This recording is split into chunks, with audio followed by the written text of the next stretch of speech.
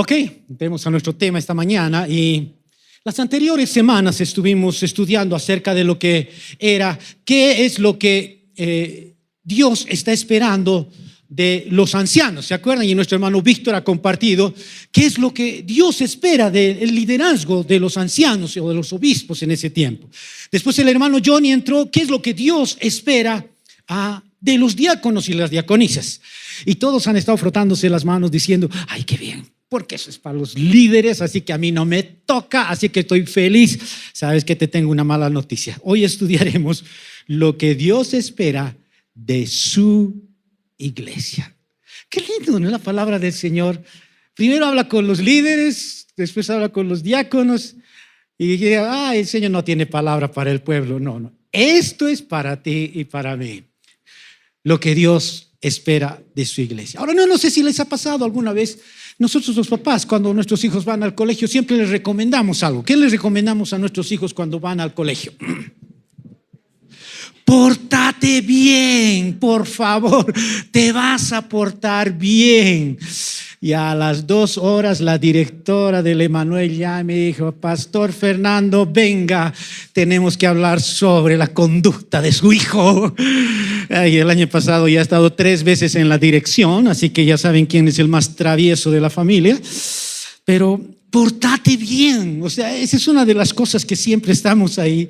Y Pablo va a llegar al centro del tema. Los que están en la escuelita de predicación sufren con algo y es encontrarle el corazón del texto, ¿cierto? Y Igor siempre está diciendo, ¿cuál es el corazón? ¿Cuál es el corazón? O sea, ¿cuál es el corazón de toda la carta de Timoteo? Y hoy vamos a hablar cuál es el corazón de eso. Porque cuando escribimos una carta, ponemos esto, Señor, y ahí ponemos fulano de tal, lo que sea, o a quien corresponda, pero después colocamos referencia. Y en la referencia, ¿qué colocamos? ¿Perdón?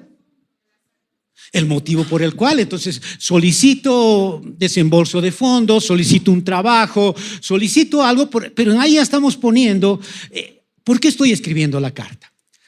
Pablo hoy va a decirnos referencia y es el corazón de toda la carta de Timoteo. Así que, si tienes tu Biblia, por favor, ahora sí acompáñame a Primera de Timoteo, capítulo 3, versículos 14 al 16. Y así dice la palabra del Señor. Primera de Timoteo 3, 14 al 16. Esto te escribo, aunque tengo la esperanza de ir pronto a verte, para que si tardo, sepas cómo debes conducirte en la casa de Dios, que es la iglesia del Dios viviente, columna y baluarte de la verdad. E indiscutiblemente grande es el misterio de la piedad. Dios fue manifestado en carne, justificado en el Espíritu, visto de los ángeles, predicado a los gentiles, creído en el mundo, recibido arriba en gloria. Que el Señor bendiga su palabra. Ahora, el tema para esta mañana es ¿cómo debo conducirme en la casa de Dios? ¿Qué es lo que Dios está esperando de mí? Ahora, la preocupación de Pablo obviamente está, ¿por qué? Porque en la iglesia a veces uno dice, ¿cómo debo conducirme en la iglesia? ¿Qué debo de hacer? Y en la iglesia de Éfeso estaban entrando falsos maestros que estaban enseñando otras cosas. Ahora, cuando dice y comienza, el siguiente por favor. En el verso dice, para que sepas conducirte en la casa de Dios. Ahora, rápidamente cuando hablamos de casa, a nosotros se nos viene el lugar donde vivimos. Por ejemplo, ahorita no, va a ser algo muy fácil. Gabito, ¿dónde viven? ¿Dónde vives? Axito, no, Aquisito, ¿dónde vive? Bien cochalo, ¿no? Axito, no, ¿dónde, papito? A ver. En el Parque Lincoln, él vive en el Parque Lincoln. Entonces, si voy diciendo a cada uno de ustedes, ¿dónde vives? ¿Dónde es tu casa? Me vas a dar la dirección de tu casa. Y muchas veces cuando nosotros leemos este texto y decimos, la casa de Dios, ¿cuál es la dirección? ¿Dónde vive Dios? ¿Acaso Dios puede vivir en algún lugar? Y mostrábamos la foto de la iglesia. ¿Acaso ese es el lugar y ese es el lugar donde vive Dios? No, porque cuando nos vayamos de este lugar, ¿Dios se va a quedar aquí? No, no sabemos lo que va a ser este lugar después de que nos vayamos a otro, si es que nos vamos. Entonces, casa de Dios no significa habitación de Dios. Viene de la palabra griega, y ahí está, que quiere decir oikos. Entonces, cuando Pablo está hablando, está diciendo, para que si tardo sepas cómo conducirte, cómo comportarte en el oikos de Dios. Entonces, en otras palabras, está diciendo, para que sepas comportarte como la familia de Dios. Así que mi primer punto en esta mañana es para que sepas cómo debes conducirte en la familia de Dios. Porque Dios no mora en un edificio. Entonces la pregunta es, ¿por qué dice que somos casa de Dios? Él está diciendo, en otras palabras, para que sepas cómo conducirte como familia de Dios. Lo que él está pensando no es una casa, él está diciendo, está hablando de relaciones, porque Dios, ¿dónde habita? Habita en las relaciones que tenemos los hermanos entre los unos y los otros. Él no habita en un lugar como este. No puede contener su gloria un templo como este. Pero ¿dónde habita? En nosotros. Por eso el Señor dijo, o ignoran que ustedes son templo del Espíritu Santo. Entonces, cuando está hablando de para que sepas cómo conducirte, la primera cosa que Dios está esperando de ti y de mí es que seamos familia. Porque el término casa aquí está, que seamos familia. Ahora quiero hacer algo muy sencillo. Quisiera que me den los apellidos de 3 personas que están en la última fila. Quiero que me den los apellidos de 3 personas, los que están acá, por favor, que están en la última fila. Ahorita estoy viendo unas caras de así, ¿con quién estará hablando? A mí no me mire, pastor. Los más espirituales están, ¿qué dice aquí en griego? ¿Qué dice así? No están. Y la verdad,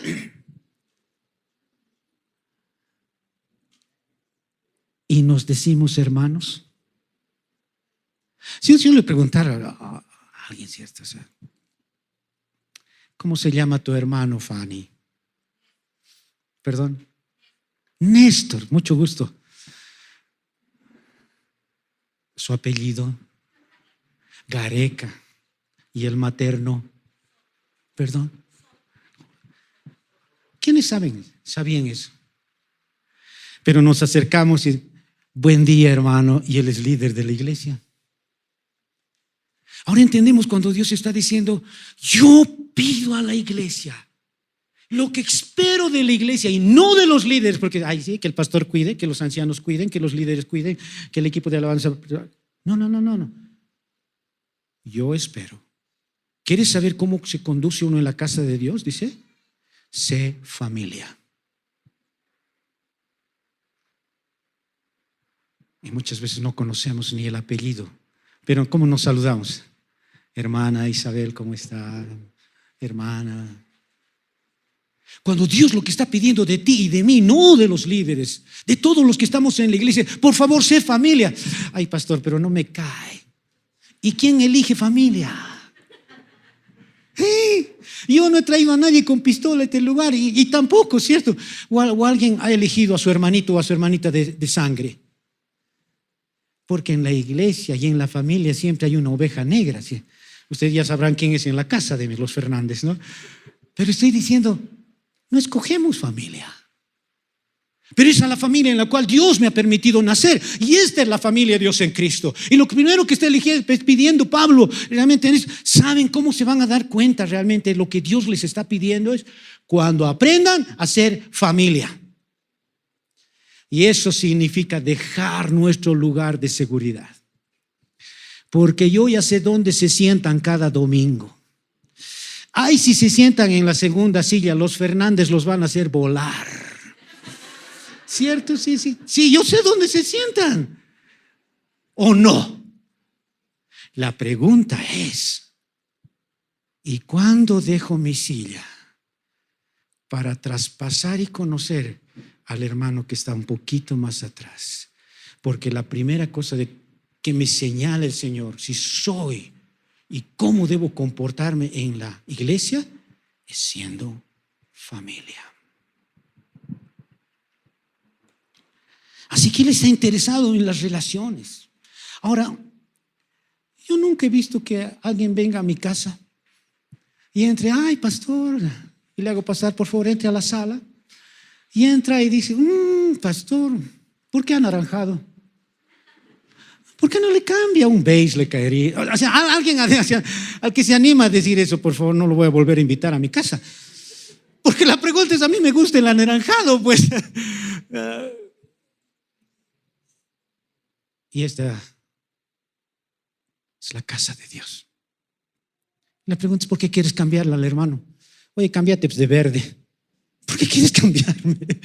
Dios me ha hecho así, ¿por qué quieres cambiarme? Porque nadie entra a otra casa diciéndole, ¿por qué pues tu cocina aquí a este ladito? O sea, no entra, ¿no?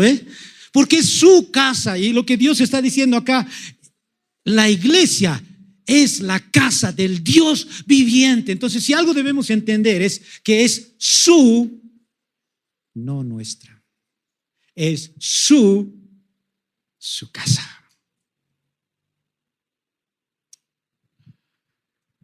Y si es su casa, y si somos sus hijos, debemos de hacer algo. A Napoleón Bonaparte, este tremendo emperador que era por un rato un loco, pero por otras cosas, él se enteró que en sus tropas había otro Napoleón. Y el capitán de esta escuadra va y se queja a Napoleón y le dice, ¿sabe? En mi escuadra hay un Napoleón, pero que es un dolor de cabeza. Por favor, hable con usted. Y Napoleón dijo, tráigalo. Y lo trajeron al otro Napoleón. Entonces Napoleón Bonaparte lo mira y le dice, ¿qué te llamas? Napoleón, te voy a pedir, haz una de estas dos cosas. ¿Qué cosas? O cambias de conducta o te cambias de nombre, porque no me vas a hacer quedar mal.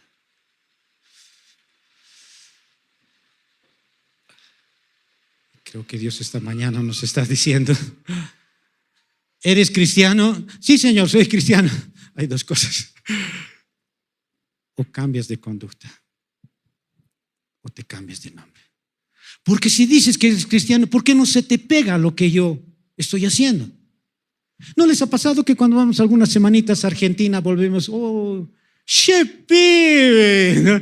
Y los que vamos al oriente, ahí nomás, pues pelado, ¿cierto? Y no es porque uno quiera hacerse al gaucho, ¿cierto? No, es tanto le dicen esas palabras, ¿cierto? ¿Dónde vas, la vendedora? Todos te hablan el mismo y se te pega. Che, ¿qué decís? La pregunta es, ¿qué se nos está pegando de Jesús? ¿Por qué? Porque lo primero que Él espera es, seamos familia. ¿Cómo contestas? ¿Cómo tratas en la familia? ¿Cómo estás en tu trabajo? ¿Cómo estás en tus vecinos? ¿Cómo estás con los que te relacionas? Debería de verse a Jesús. Pero la segunda cosa en la cual nos pide, dice, columna y baluarte de la verdad. La segunda cosa que el Señor está esperando, está diciendo, lo que yo espero de mi iglesia, de la Dios en Cristo, es que sea una columna y baluarte de la verdad. Ahora, yo sé que a muchos de este lado, por ejemplo, a Benjo, quien está por este otro lado, César, cierto, está por este lado, a este lado la Gene, no la veo, y la Dana están por ahí. ¿Por qué? Porque hay pilares en nuestra iglesia y algunos dicen, fucha, esos pilares lo arruinan todo. Sí, la pregunta es, ¿qué hacemos si sacamos estas columnas? El departamento de la hermana Cecilia va a aparecer aquí abajo, porque eso es lo que está sosteniendo la iglesia. Y lo que Dios está esperando de su iglesia y de ti y de mí es que seas columna. Y baluarte quiere decir cimiento de la verdad. Porque lo que Dios espera es que tengamos una vida de verdad. Y a veces cuando yo miro algunas fotos del Face, todo el mundo es feliz menos yo. ¿Han visto esas fotos en el Face? Salen sonriendo en una playa y todos sonriendo. Yo digo, Señor, ¿en qué mundo estamos? Porque el único desdichado soy yo. Todos ríen, todos felices. La pregunta, ¿eso es verdad? ¿Cuántas parejas se toman solo de la mano para la foto? Eso no es verdad. Y lo que Dios está diciendo, mi iglesia se va a caracterizar por la verdad, por vivir vidas auténticas. Porque eso es lo que es. Pero alguien ya está diciéndome, oiga, pastor, pero ¿cuál es la verdad? Porque hay tantos tipos de verdad, ¿no? Estamos entrando a un relativismo donde le dice a un joven, esta es la verdad. Dice, no, para ti será la verdad, para mí no es la verdad. ¿No ve? No, si te metes a mí ya te estás metiendo con mis derechos. Así que, no, tu verdad, listo, tolerancia, yo te acepto, pero conmigo no te metes. Y uno se pregunta, ¿cuál es la verdad? Y no entendemos que solo la verdad puede sostener nuestros hogares, no entendemos que solo la verdad puede sostener nuestros trabajos, no entendemos que solo la verdad puede sostener nuestros hijos, porque el Señor ha dicho, yo soy el camino, la verdad y la vida. Y si estás encontrando otra verdad, quiero decirte que te va a decepcionar, porque no hay verdad que aguante. Hemos distorsionado tanto. Los gnósticos dicen, nosotros tenemos la verdad. Los mormones, y les preguntan, sí, nosotros tenemos la verdad. Hablas con los testigos de Jehová, no, nosotros tenemos la verdad. La verdad no está en una religión, la verdad está en Jesús. Por eso está diciendo, Dios está esperando de su iglesia que proclame esta verdad. Y Dios ha elegido a la iglesia para la proclamación de esta verdad. ¿Por qué? Porque la misión de la iglesia, ¿sabes qué es? La única misión que tiene Dios para su iglesia es la salvación. Dios no ha venido a arreglarnos nuestras cuentas económicas. Dios no ha venido a pagar mis deudas al banco. Tampoco a sanarme. El plan y la misión de Dios por la cual Él envió a Jesús es salvarnos de una condenación eterna. Ese es el plan, y ese es el plan de la iglesia.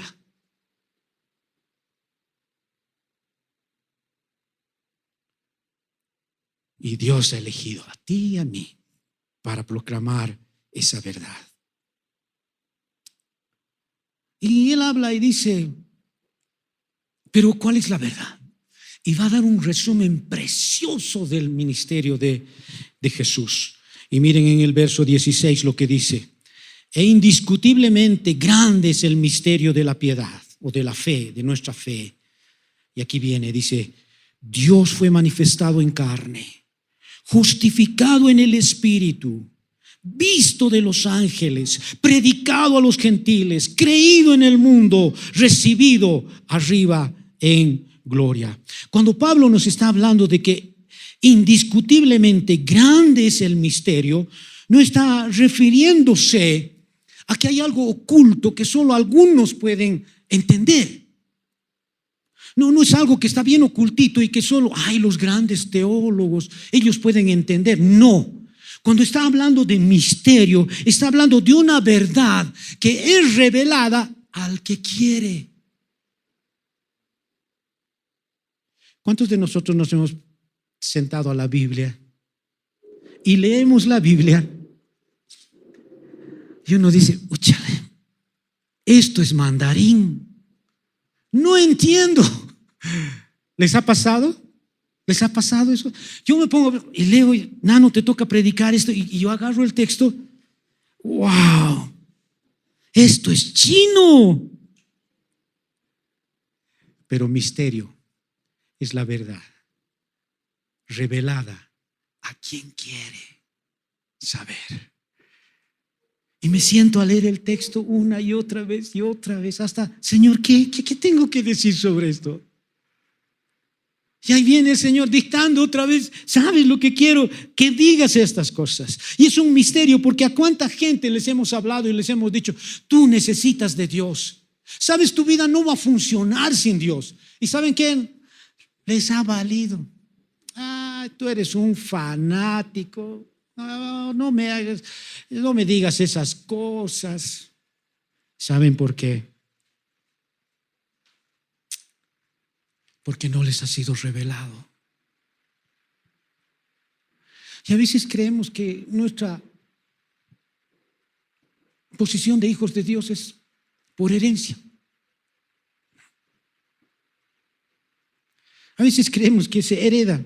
¿Y cuánta gente cree que, mis papás son cristianos, entonces yo también ya soy cristiano? ¿Por qué? Porque desde chiquitito me han llevado al... No, no es cierto. Porque es como decir, Igor es psicólogo. ¿Y saben qué? Y yo le dije, Igor es psicólogo y el Esteban también es psicólogo. No es herencia. Si en este momento te estoy diciendo, si hay algo de duda en tu corazón, ¿sabes? No importa si tus papás han sido grandes líderes en la iglesia, eso no se traspasa. Es un misterio que tú tienes que lograr para hacer lo que realmente estás queriendo alcanzar. Y si quieres alcanzar a Jesús, eso es algo tuyo y propio. Nadie puede hacerlo por ti. Pero algún día explíqueme totalmente con Chuy. A ver, si me da pruebas de lo que está diciendo, yo le creo. Y me encanta cuando yo me convertí, Luis Palau decía en el estadio, yo no entiendo, decía, cómo una vaca negra puede comer pasto verde, dar leche blanca. No entiendo. Pero me como la vaca y me tomo la leche. ¿Sabes? Por eso se dice fe. Porque aunque yo no entienda, yo he decidido creer en Dios. Y sabes, tengo pruebas, sí, pero nunca me ha fallado. Si alguien me dice, explíqueme, no puedo explicarte. Porque ¿cómo entiendes el obrar de un Dios en nuestras vidas? Y por eso yo creo que la iglesia está mandada a proclamar esta verdad que transforma el mundo, porque esa es la misión que Dios nos ha encargado a la iglesia. Pero alguien está diciendo, oiga, pastor, yo quiero. Pero mire, pues la vida de mi hermano me desanima, pues ¿cómo la verdad, vivir la verdad cuando le veo a mí?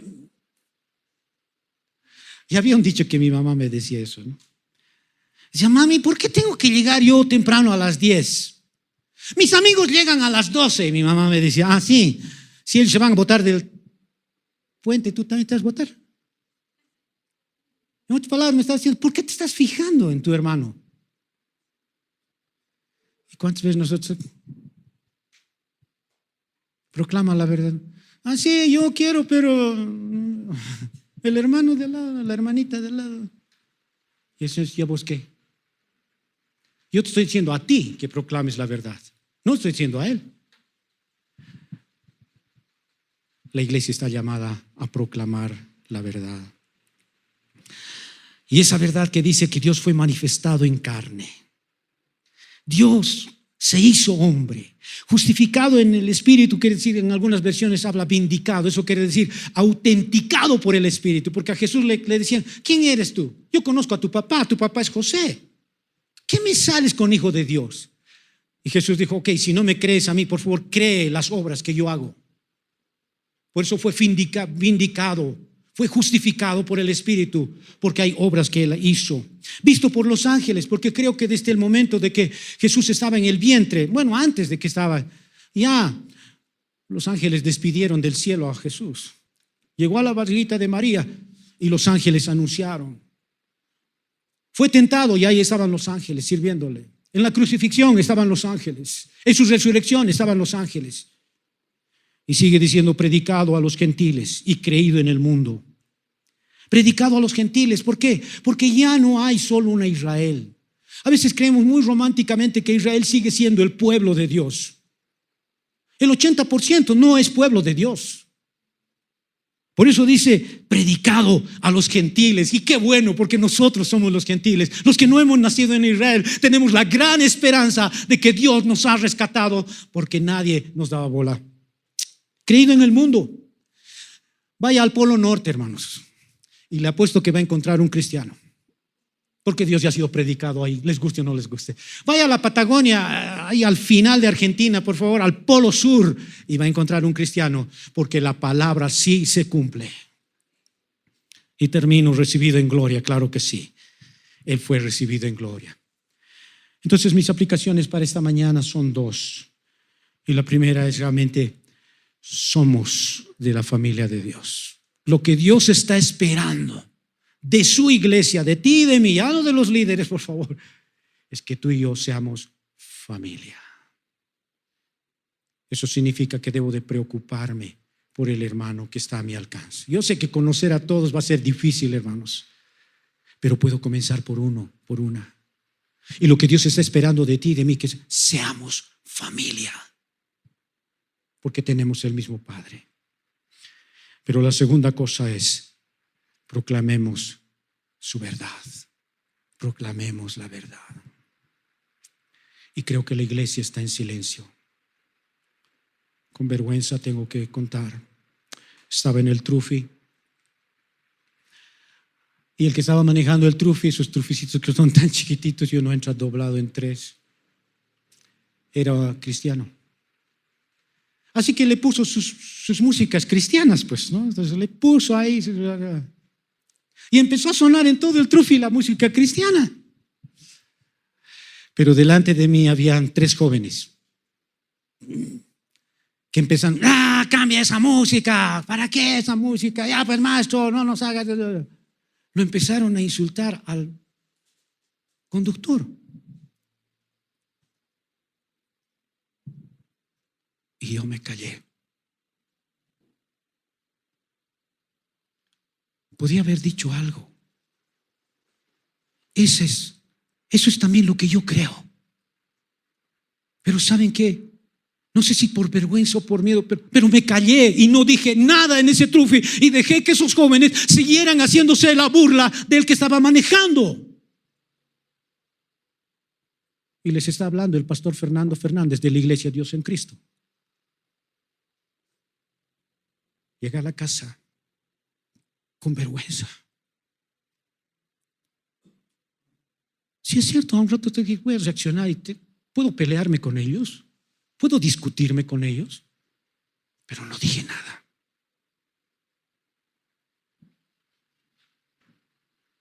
¿Y cuántas veces nosotros guardamos silencio y no proclamamos la verdad? Con vergüenza me encerré en mi escritorio a pedirle perdón al Señor por haberme avergonzado y haberme callado de la verdad de verdades. Que Dios nos dé la valentía. Me amargué tanto por no haber proclamado la verdad. Y le dije, Señor, esto no vuelve a pasar.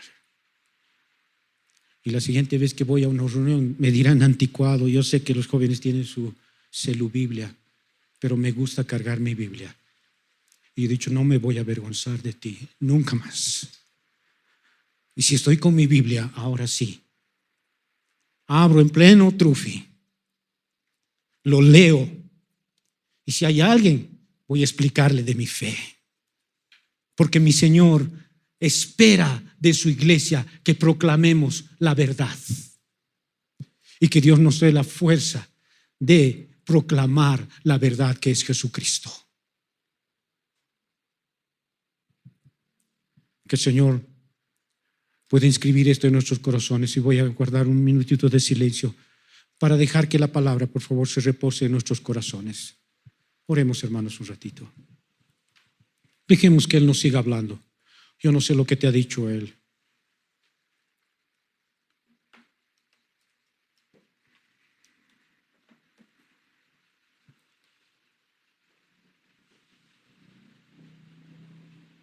Ahí habla.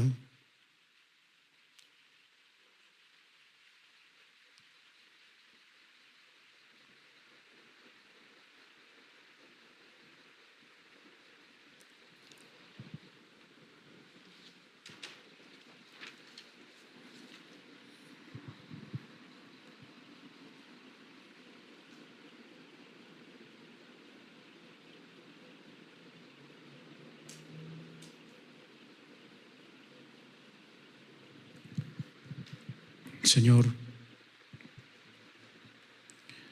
esta mañana nos has dicho claramente lo que tú estás esperando de la iglesia.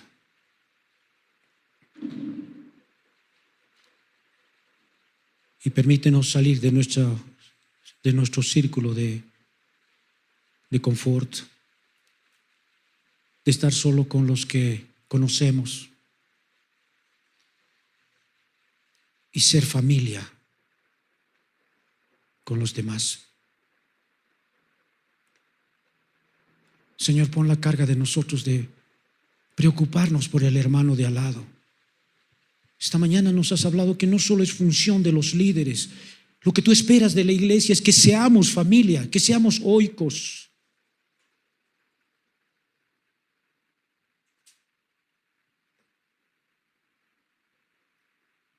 Pero la segunda cosa que nos estás pidiendo es que proclamemos la verdad. Y te pido que en esta semana, Señor, que viene, tú nos des la oportunidad de hablar de quién es la verdad. Pon en nuestros labios, Señor, el hablar de ti. Señor, como Bolivia hablamos de los incendios, hablamos de nuestra crisis política, hablamos de nuestra crisis económica, hablamos de la sequía, hablamos de todo, menos hablamos de ti. Señor, cuando la misión de la iglesia es proclamar la verdad. Y ayúdanos y pon en nuestro camino esta semana con quién podemos hablar de ti, Señor, intencionalmente, porque la verdad no puede quedarse con nosotros. Eso sería egoísmo. Si sabemos la verdad y no la compartimos, ¿de qué sirve? Solo eso es conocimiento. Señor, que tú puedas convertir esto en un hecho de conocer la verdad, sí, pero vivir la verdad y proclamar esta verdad, que es Jesucristo. Enséñanos, Señor, y danos ese privilegio de hablar de ti esta semana.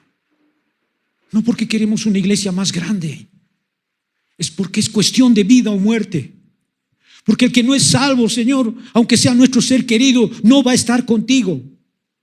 Y ya no puede vivir en ese engaño de que no va a pasar nada con su vida. Hay un mensaje de urgencia y es proclamar la verdad. Y te pido que tú nos uses para eso. Y lo pedimos con humildad. En el nombre de Jesús. Y su iglesia dice: amén.